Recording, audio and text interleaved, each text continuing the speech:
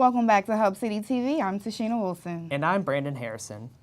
Police charge a former Hattiesburg High School teacher with 1 count of sexual battery for having an inappropriate relationship with a student. Kids begin using social media at an early age, and classroom predators take advantage of this platform by connecting with students out of sight from parents and principals. Hub City TV reporter Jordan Lang investigates the electronic communication policies followed by Lamar County teachers and what parents can do to protect their children.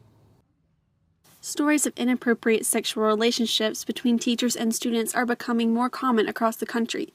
Schools should be safe places for students, but now that electronic communication is so popular, social media is possibly providing a gateway for classroom sexual predators. Swings, slides, and kickball are old news. The new playground is social media, and despite concerns from parents and educators, it's here to stay. Policies teachers must follow regarding the use of technology can be found online in the Lamar County School District Employee Handbook. Lamar County Superintendent Tess Smith enforces a zero-tolerance policy concerning social media. I go to new teacher induction every year, and one of the things that I always mention is fraternization with students, that it's not allowed via social media. Oak Grove school teacher Megan McPhail encourages parents to be invested in monitoring what their child is doing on their phone because some apps can be dangerous.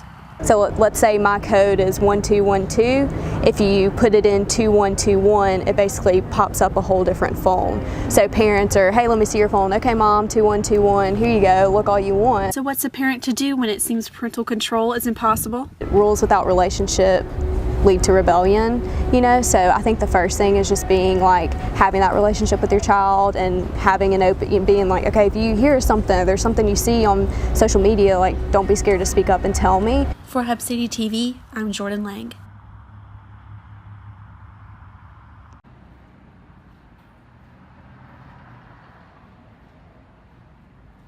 After a tornado destroyed part of Petal Upper Elementary School, many students no longer had access to books for class, but thanks to donations from the University of Southern Mississippi, once again, students can crack open their books.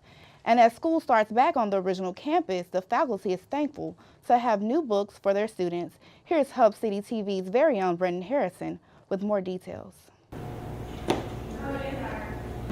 As students and faculty return to Petal Upper Elementary, there's one less thing to worry about. Books. Teacher Ed Kemp says many students no longer had access to books for classes, which worried many teachers. One of the issues that we confronted was the fact that once we move back to our building, how are we going to immediately get back to kind of a normal classroom routine? Kemp also thinks book donations from the University of Southern Mississippi helped the school regain a sense of normalcy. It allows us to have a normal classroom once again, and that's going to be wonderful in terms of finishing out the school year. But for donation director Tracy Hodges, the books provide an escape from everyday life. There's such a joy in opening up a book and going on an adventure and getting to escape whatever's happening in your life. And Hodges says she hopes to gather more books for students in the future. For Hub City TV, I'm Brandon Harrison.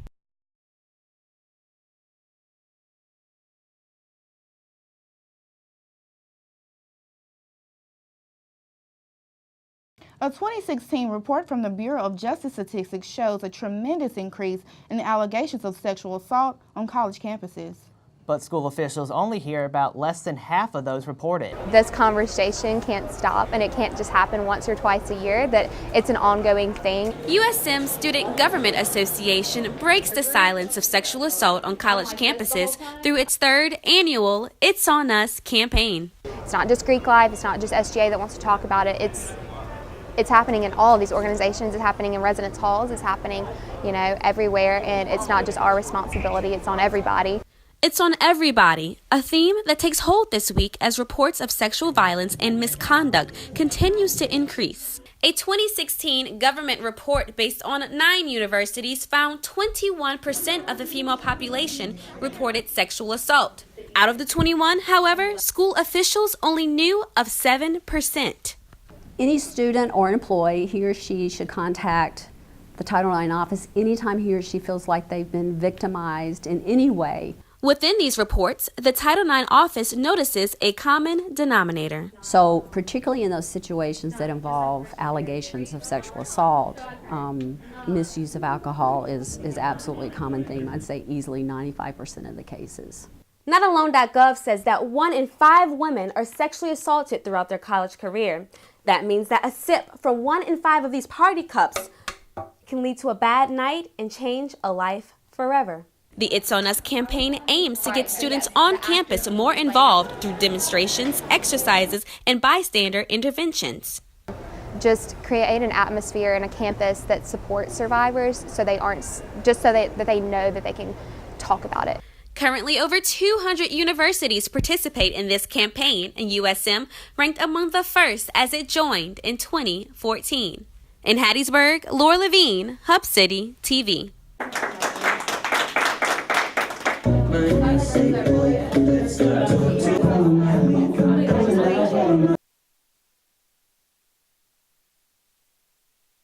State lawmakers failed to pass a new bill regarding domestic violence and divorce. Under state law, married couples cannot use domestic violence as a reason to file. We'll learn why the bill didn't pass and about a new modified proposal that's on the table. Here's Hub City TV reporter Annie Johnson with more on this story. Lawmakers in Mississippi look to propose a new modified bill that will again try to add domestic violence as grounds for divorce. The House of Representatives killed the original bill because they felt it wasn't specific enough and would lead to higher divorce rates for the state. But some residents disagree. You cannot put a rate on a person's life, and until you're in a situation, you may not really understand the situation. There are currently 12 reasons for divorce in Mississippi, including habitual, cruel, and inhumane treatment, which lawmakers argue already covers domestic violence.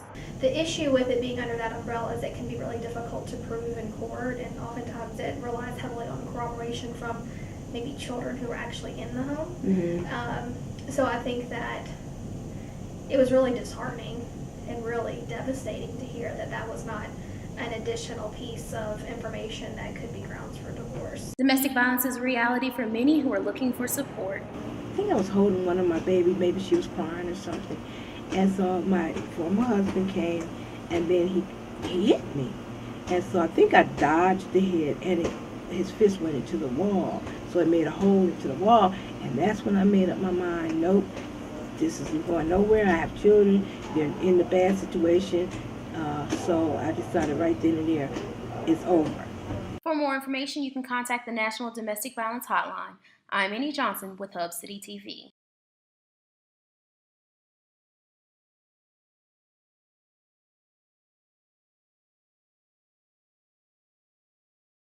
When we return, sports is coming your way as William Cary's baseball team returns to home base. And our very own Lady Eagles take on the National Invitation Tournament here in Reed Green Coliseum. We'll also take a look at Golden Eagles base. I cannot see. Okay, I'm sorry. It was like cut off on the side. Do we need to move over? Just keep going. We'll also take a look at Golden Eagles ballpark action as the baseball team moves to the 23rd spot. So don't go away. We'll be right back.